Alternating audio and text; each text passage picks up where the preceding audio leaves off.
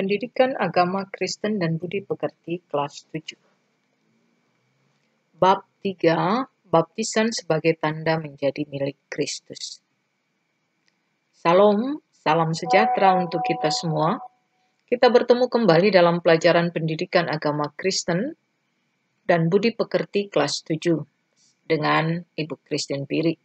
Hari ini kita masuk di bab 3, Baptisan sebagai tanda menjadi milik Kristus. Dan sebelum kita mulai pelajaran kita melalui video pembelajaran hari ini, mari kita mulai dengan berdoa. Kita ambil sikap berdoa. Mari kita berdoa. Ya Tuhan Allah Bapa dan Yesus yang Maha Baik, kami mengucap syukur atas perlindungan dan bimbingan Tuhan Bapa. Saat ini kami berkumpul dengan tujuan belajar, sertailah kami dan berilah kami kemudahan dalam pelajaran ini. Tuhan, semoga usaha kami dan rahmat-Mu dapat menghasilkan buah yang berguna bagi kami sekarang dan nanti. Amin. Ya, amin. Demikian kita sudah berdoa. Kita masuk bab 3, Baptisan sebagai tanda menjadi milik Kristus. Kita lihat kompetensi dasar, kita ambil kompetensi bagian yang ketiga. 1, memahami bahwa Allah mengampuni dan menyelamatkan manusia melalui Yesus Kristus. Kemudian kita langsung ke tujuan pembelajaran. Jadi tujuan pembelajaran ini juga termasuk indikator pembelajaran. 1, siswa mampu menjelaskan arti dan makna baptisan. Kedua, siswa mampu menjelaskan perbedaan baptisan dewasa dan baptisan anak-anak. Ketiga, siswa mampu memahami pentingnya baptisan dalam iman Kristen. Kita masuk ke poin bahasan yang akan kita bahas dalam video kita kali ini. Bahasan pertama adalah arti dan istilah sakramen, dan yang kedua adalah arti dan istilah baptisan. Kemudian yang ketiga, makna baptisan. Keempat itu rangkuman. Dan kelima itu tugas. Kemudian kita ke poin bahasan yang pertama, yaitu arti dan makna sakramen. Mengapa Ibu kita memulai dengan sakramen? Karena baptisan kudus itu adalah salah satu dari 2 sakramen yang diakui di dalam gereja Protestan, yaitu sakramen baptisan kudus dan sakramen perjamuan kudus. Kita lihat dulu apa arti sakramen. Sakramen itu berasal dari bahasa Latin, sacramentum, dari penggalan kata sacer yang artinya suci dan mentum yang artinya pengguna atau perbuatan. Sehingga arti sakramen itu adalah perbuatan kudus. Kemudian kita pahami dulu pemakaian sakramen yang pertama kali itu dipakai di mana atau dalam bentuk apa. Jadi pemakaian sakramen pertama itu adalah 1, sebagai uang muka yang dibayar 2 belah pihak yang mengadakan perkara di pengadilan, yang disebut dengan sacramentuentum. Merupakan jaminan bahwa pihak yang kalah sudah membayar kepada pengadilan semua ongkos perkara, dan uang tersebut tidak akan dikembalikan sebagai uang jaminan. Kedua, sumpah tentara kepada panglima. Seorang anak muda yang akan memasuki dunia kemiliteran, maka dia mengangkat sakramen atau mengangkat sumpah setia kepada panglimanya, bahkan sampai mati demi membela bangsa dan negaranya. Kemudian gereja mula-mula mengambil alih konsep ini dan memberi arti baru atau isi baru. Kemudian sakramen dalam gereja itu bermakna suatu kesepakatan antara manusia dengan Tuhan Allah. Sehingga dengan menerima sakramen, seseorang berjanji untuk hidup setia kepada Yesus Kristus. Kedua, sebagai sumpah kesetiaan orang-orang percaya kepada Tuhan Yesus Kristus.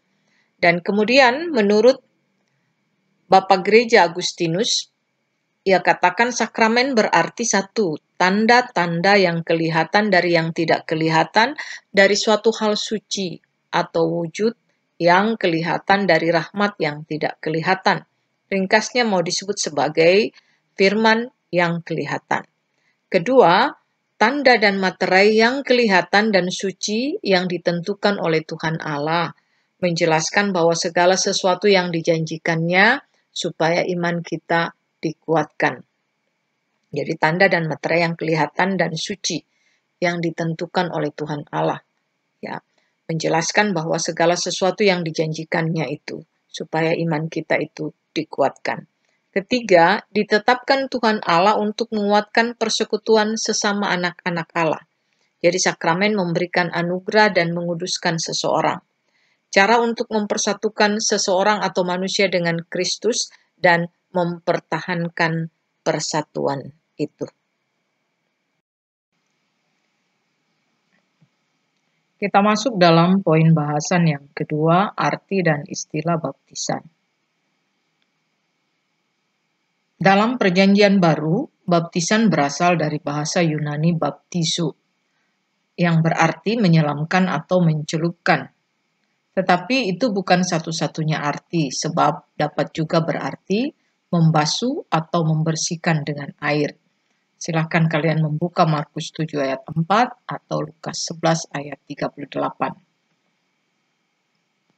Dalam kitab Perjanjian Lama, baptisan dikenal dengan istilah tefillah, yang artinya adalah pembersihan atau pencucian.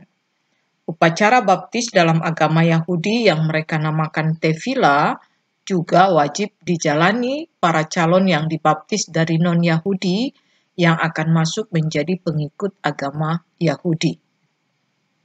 Baptisan di dalam Perjanjian Lama adalah tindakan membenamkan diri seseorang ke dalam air. Pada zaman setelah Yesus lahir, Yohanes Pembaptis membaptis orang-orang. Ia berseru, "Bertobatlah dan berilah dirimu dibaptis." Baptisan pertobatan yang dilakukan Yohanes Pembaptis ini merupakan simbol dari pembersihan secara rohani. Kemudian, baptisan Kristen adalah kesaksian dari apa yang terjadi di dalam kehidupan orang percaya. Baptisan Kristen melukiskan identifikasi orang percaya dengan kematian Kristus, penguburannya, dan kebangkitannya. Jadi dalam baptisan Kristen, dimasukkan ke dalam air menggambarkan dikuburkan bersama dengan Kristus. Keluar dari air menggambarkan kebangkitan Kristus. Kita masuk ke poin bahasan ketiga, makna baptisan kudus. Kita perhatikan dulu dalam Perjanjian Lama tentang baptisan kudus ya. Dalam Perjanjian Lama percaya bahwa semua kontak dengan dunia luar mencemarkan mereka. Sehingga sebelum mereka makan dan berdoa, mereka harus membersihkan diri. Kebersihan atau kekudusan menjadi satu hal yang utama dalam Perjanjian Lama. Perhatikan ya, ini sesungguhnya sudah terjadi di dalam Perjanjian Lama jauh sebelum Perjanjian Baru. Artinya juga ini dilakukan dalam kehidupan beragama. Dengan kondisi COVID-19 sekarang, jadi sebelum kita masuk rumah, kita bisa saja tercemar dengan virus-virus di luar, maka kita harus membersihkan diri supaya tidak tercemar, supaya tidak terkontaminasi, tidak terjangkit. Ya, jadi kita bisa lihat di sini ya, membersihkan diri menjadi konsep baptisan Perjanjian Lama. Dalam Perjanjian Baru, baptisan membasuh tubuh dan jiwa kita dari gaya dan cara hidup lama ke gaya dan cara hidup yang baru, yaitu hidup menurut ajaran Kristus.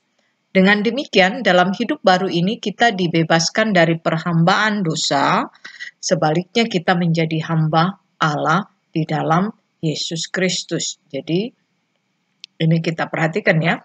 Jadi kalau dunia Perjanjian Baru, itu membasuh tubuh jiwa kita dari gaya hidup lama ke gaya hidup yang baru. Dibebaskan dari perhambaan dosa, kemudian menjadi hamba Allah. Apa sih maksudnya ini ya? Dibebaskan dari hamba dosa artinya manusia diberi kekuatan untuk melawan kuasa dosa dengan mengandalkan kuasa Yesus. Baptisan itu memeteraikan seseorang menjadi milik Kristus. Kita mati bersama Kristus dan bangkit bersama Dia. Melalui baptisan, kehidupan lama yang penuh dosa kita dikuburkan dan kita bangkit dalam hidup yang baru. Kita lihat baptisan Yohanes, sesungguhnya dalam baptisan Yohanes sekalipun itu bermakna penyucian diri dari dosa, tetapi sifatnya melambangkan pertobatan dan pengharapan akan kebangkitan Kristus. Kemudian kita lihat baptisan anak-anak, ya, dalam Injil Matius 19 ayat 14a, kemudian dalam Markus 10 ayat 14a, Lukas 18 ayat 16a, Yesus memarahi murid-muridnya yang ingin menghalang-halangi anak-anak datang kepadanya. Ia mengatakan, biarkanlah anak-anak itu datang kepadaku, jangan menghalang-halangi mereka. Yang kemudian Yesus memberkati anak-anak. Maka dalam konsep ini, baptisan anak-anak memiliki dasar Alkitab, bahwa Yesus sendiri menyambut anak-anak dan memberkati mereka. Sehingga baptisan anak-anak menjadi satu hal yang terjadi dalam gereja, dan baptisan anak itu diakui dalam gereja Protestan. Baptisan merupakan perintah Yesus. Kalau kita lihat Injil Matius 28 ayat 19-20, ya, pergilah, jadikanlah semua bangsa muridku dan baptislah mereka dalam nama Bapa, Anak, dan Roh Kudus. Dan ajarlah mereka melakukan segala sesuatu yang telah kuperintahkan kepadamu. Dan ketahuilah aku menyertai kamu senantiasa sampai kepada akhir zaman. Ya, Yesus minta murid-muridnya untuk pergi ke seluruh penjuru bumi, kabarkan Injil Kerajaan Allah dan membaptis orang-orang percaya dalam nama Bapa, Anak, dan Roh Kudus. Jadi Yesus menginginkan agar keselamatan diperluas mencakup seluruh bangsa. Jadi keselamatan itu pada mulanya dipahami hanya milik bangsa Israel sebagai umat pilihan. Kemudian kini diperluas, Yesus menjadi milik semua bangsa. Dan setiap orang dari berbagai bangsa yang percaya kepadanya menjadi muridnya. Tandanya adalah melalui baptisan dan mereka menerima anugerah keselamatan. Dan baptisan itu tidak berarti bahwa dia baptisan anak atau dewasa, atau dia dibaptis celup atau dibaptis selam, dibaptis percik, tetapi yang utama adalah dia dibaptis dalam nama Bapa, Anak, dan Roh Kudus. Kemudian kita masuk ke rangkuman. Ya, perhatikan rangkumannya. Baptisan adalah salah satu sakramen dalam gereja Protestan. Gereja Protestan mengakui dua sakramen, yaitu sakramen perjamuan kudus dan sakramen baptisan kudus. Baptisan kudus merupakan tanda seseorang menjadi bagian dari persekutuan orang percaya yang telah bertobat dan bersedia hidup baru dalam anugerah Yesus Kristus. Yang utama dalam baptisan adalah rumusan dibaptis dalam nama Bapa dan Anak dan Roh Kudus. Itulah yang menyatakan bahwa sebuah baptisan sahnya sebuah baptisan. Jika seorang dibaptis pada masa kanak-kanak, ia dibaptis berdasarkan pengakuan percaya orang tuanya. Dan dalam gereja Protestan ketika ia dewasa, ia harus mengaku iman dalam pengakuan sidi jemaat.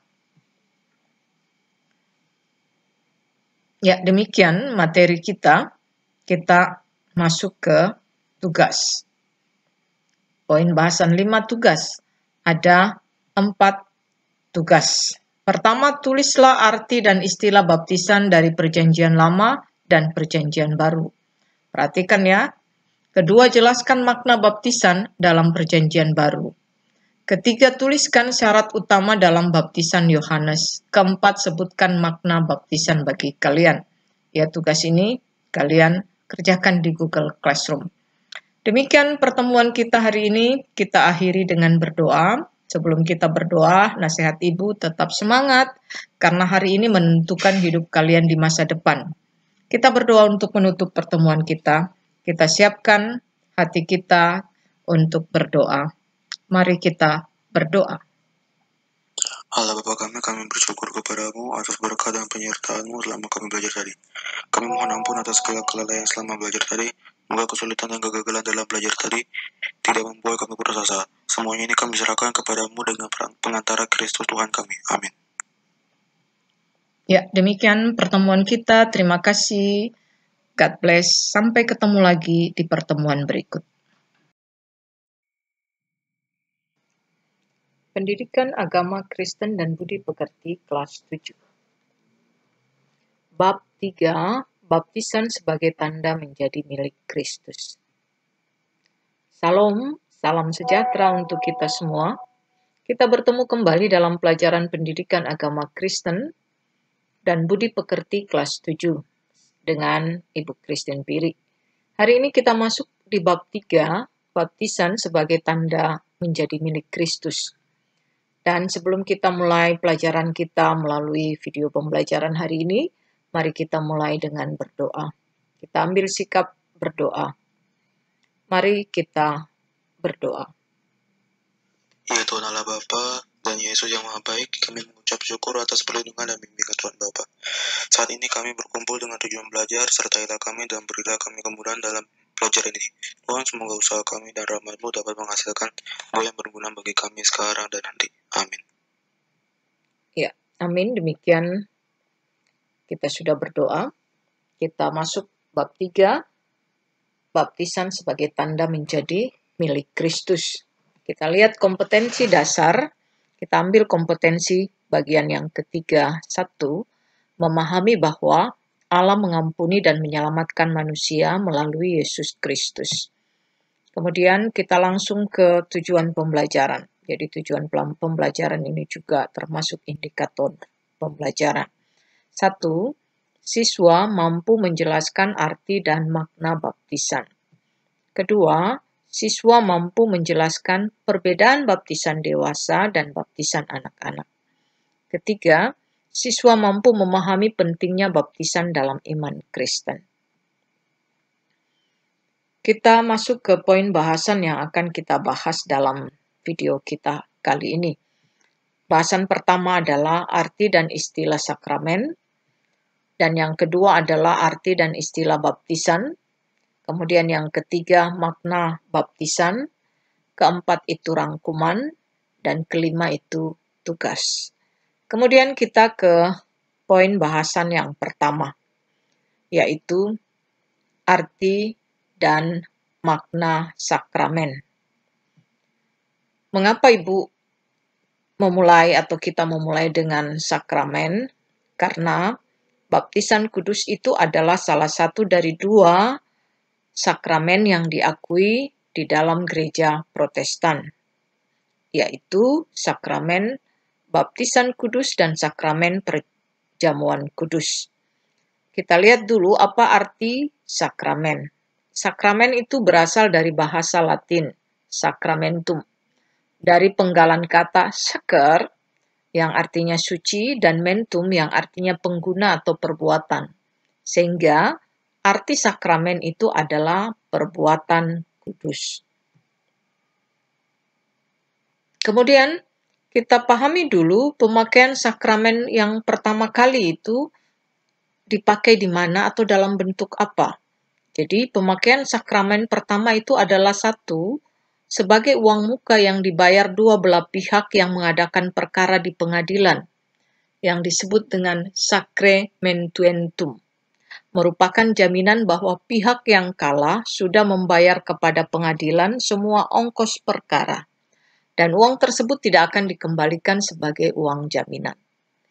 Kedua, sumpah tentara kepada panglima. Seorang anak muda yang akan memasuki dunia kemiliteran, maka dia mengangkat sakramen atau mengangkat sumpah setia kepada panglimanya, bahkan sampai mati demi membela bangsa dan negaranya.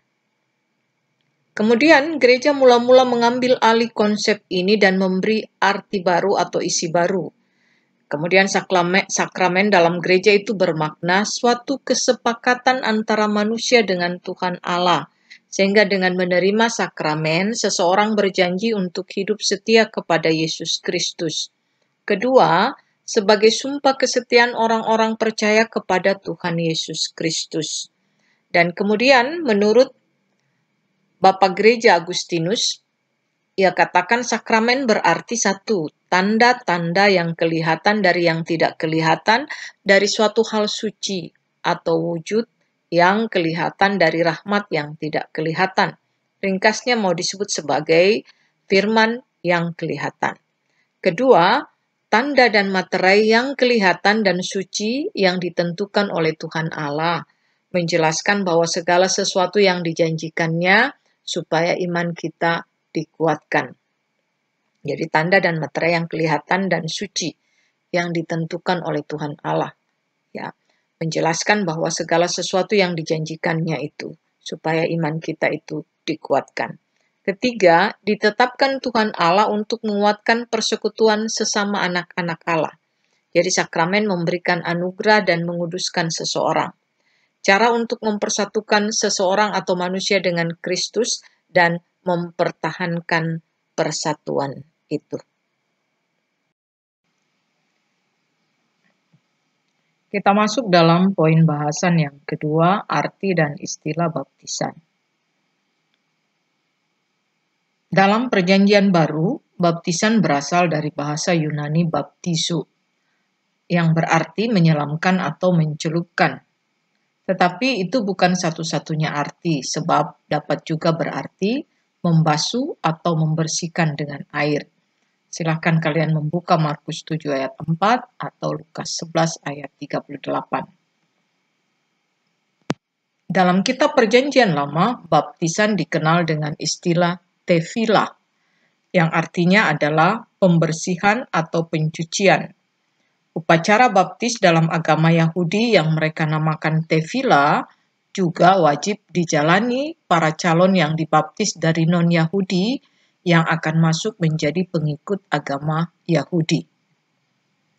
Baptisan di dalam Perjanjian Lama adalah tindakan membenamkan diri seseorang ke dalam air. Pada zaman setelah Yesus lahir, Yohanes Pembaptis membaptis orang-orang. Ia berseru, "Bertobatlah dan berilah dirimu dibaptis." Baptisan pertobatan yang dilakukan Yohanes Pembaptis ini merupakan simbol dari pembersihan secara rohani. Kemudian, baptisan Kristen adalah kesaksian dari apa yang terjadi di dalam kehidupan orang percaya. Baptisan Kristen melukiskan identifikasi orang percaya dengan kematian Kristus, penguburannya, dan kebangkitannya. Jadi dalam baptisan Kristen dimasukkan ke dalam air menggambarkan dikuburkan bersama dengan Kristus. Keluar dari air menggambarkan kebangkitan Kristus. Kita masuk ke poin bahasan ketiga, makna baptisan kudus. Kita perhatikan dulu dalam Perjanjian Lama tentang baptisan kudus ya. Dalam Perjanjian Lama percaya bahwa semua kontak dengan dunia luar mencemarkan mereka. Sehingga sebelum mereka makan dan berdoa, mereka harus membersihkan diri. Kebersihan atau kekudusan menjadi satu hal yang utama dalam Perjanjian Lama. Perhatikan ya, ini sesungguhnya sudah terjadi di dalam Perjanjian Lama jauh sebelum Perjanjian Baru. Artinya juga ini dilakukan dalam kehidupan beragama. Dengan kondisi COVID-19 sekarang, jadi sebelum kita masuk rumah, kita bisa saja tercemar dengan virus-virus di luar, maka kita harus membersihkan diri supaya tidak tercemar, supaya tidak terkontaminasi, tidak terjangkit. Ya, jadi kita bisa lihat di sini ya, membersihkan diri menjadi konsep baptisan Perjanjian Lama.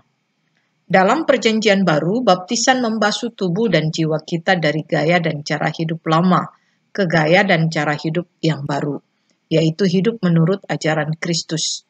Dengan demikian, dalam hidup baru ini kita dibebaskan dari perhambaan dosa, sebaliknya kita menjadi hamba Allah di dalam Yesus Kristus. Jadi, ini kita perhatikan ya. Jadi kalau dunia Perjanjian Baru, itu membasuh tubuh jiwa kita dari gaya hidup lama ke gaya hidup yang baru. Dibebaskan dari perhambaan dosa, kemudian menjadi hamba Allah. Apa sih maksudnya ini ya? Dibebaskan dari hamba dosa artinya manusia diberi kekuatan untuk melawan kuasa dosa dengan mengandalkan kuasa Yesus. Baptisan itu memeteraikan seseorang menjadi milik Kristus. Kita mati bersama Kristus dan bangkit bersama Dia. Melalui baptisan, kehidupan lama yang penuh dosa kita dikuburkan dan kita bangkit dalam hidup yang baru. Kita lihat baptisan Yohanes, sesungguhnya dalam baptisan Yohanes sekalipun itu bermakna penyucian diri dari dosa, tetapi sifatnya melambangkan pertobatan dan pengharapan akan kebangkitan Kristus. Kemudian kita lihat baptisan anak-anak, ya, dalam Injil Matius 19 ayat 14a, kemudian dalam Markus 10 ayat 14a, Lukas 18 ayat 16a, Yesus memarahi murid-muridnya yang ingin menghalang-halangi anak-anak datang kepadanya. Ia mengatakan, biarkanlah anak-anak itu datang kepadaku, jangan menghalang-halangi mereka. Yang kemudian Yesus memberkati anak-anak. Maka dalam konsep ini, baptisan anak-anak memiliki dasar Alkitab, bahwa Yesus sendiri menyambut anak-anak dan memberkati mereka. Sehingga baptisan anak-anak menjadi satu hal yang terjadi dalam gereja, dan baptisan anak itu diakui dalam gereja Protestan. Baptisan merupakan perintah Yesus kalau kita lihat Injil Matius 28 ayat 19-20, ya. Pergilah, jadikanlah semua bangsa muridku dan baptislah mereka dalam nama Bapa, Anak, dan Roh Kudus. Dan ajarlah mereka melakukan segala sesuatu yang telah kuperintahkan kepadamu. Dan ketahuilah aku menyertai kamu senantiasa sampai kepada akhir zaman. Ya, Yesus minta murid-muridnya untuk pergi ke seluruh penjuru bumi, kabarkan Injil Kerajaan Allah dan membaptis orang-orang percaya dalam nama Bapa, Anak, dan Roh Kudus. Jadi Yesus menginginkan agar keselamatan diperluas mencakup seluruh bangsa. Jadi keselamatan itu pada mulanya dipahami hanya milik bangsa Israel sebagai umat pilihan. Kemudian kini diperluas Yesus menjadi milik semua bangsa. Dan setiap orang dari berbagai bangsa yang percaya kepadanya menjadi muridnya. Tandanya adalah melalui baptisan dan mereka menerima anugerah keselamatan. Dan baptisan itu tidak berarti bahwa dia baptisan anak atau dewasa, atau dia dibaptis celup, atau dibaptis selam, dibaptis percik, tetapi yang utama adalah dia dibaptis dalam nama Bapa, Anak, dan Roh Kudus. Kemudian kita masuk ke rangkuman. Ya, perhatikan rangkumannya. Baptisan adalah salah satu sakramen dalam gereja Protestan. Gereja Protestan mengakui dua sakramen, yaitu sakramen perjamuan kudus dan sakramen baptisan kudus. Baptisan kudus merupakan tanda seseorang menjadi bagian dari persekutuan orang percaya yang telah bertobat dan bersedia hidup baru dalam anugerah Yesus Kristus. Yang utama dalam baptisan adalah rumusan dibaptis dalam nama Bapa dan Anak dan Roh Kudus. Itulah yang menyatakan bahwa sebuah baptisan sahnya sebuah baptisan. Jika seorang dibaptis pada masa kanak-kanak, ia dibaptis berdasarkan pengakuan percaya orang tuanya. Dan dalam gereja Protestan ketika ia dewasa, ia harus mengaku iman dalam pengakuan sidi jemaat. Ya, demikian materi kita. Kita masuk ke tugas. Poin bahasan 5 tugas. Ada 4 tugas. Pertama, tulislah arti dan istilah baptisan dari Perjanjian Lama dan Perjanjian Baru. Perhatikan ya. Kedua, jelaskan makna baptisan dalam Perjanjian Baru. Ketiga, tuliskan syarat utama dalam baptisan Yohanes. Keempat, sebutkan makna baptisan bagi kalian. Ya, tugas ini kalian kerjakan di Google Classroom. Demikian pertemuan kita hari ini. Kita akhiri dengan berdoa. Sebelum kita berdoa, nasihat Ibu tetap semangat karena hari ini menentukan hidup kalian di masa depan. Kita berdoa untuk menutup pertemuan kita. Kita siapkan hati kita untuk berdoa. Mari kita berdoa.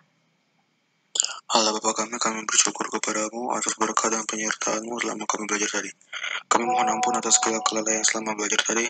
Semoga kesulitan dan kegagalan dalam belajar tadi tidak membuat kami putus asa. Semuanya ini kami serahkan kepadamu dengan pengantara Kristus Tuhan kami. Amin. Ya, demikian pertemuan kita. Terima kasih. God bless. Sampai ketemu lagi di pertemuan berikut.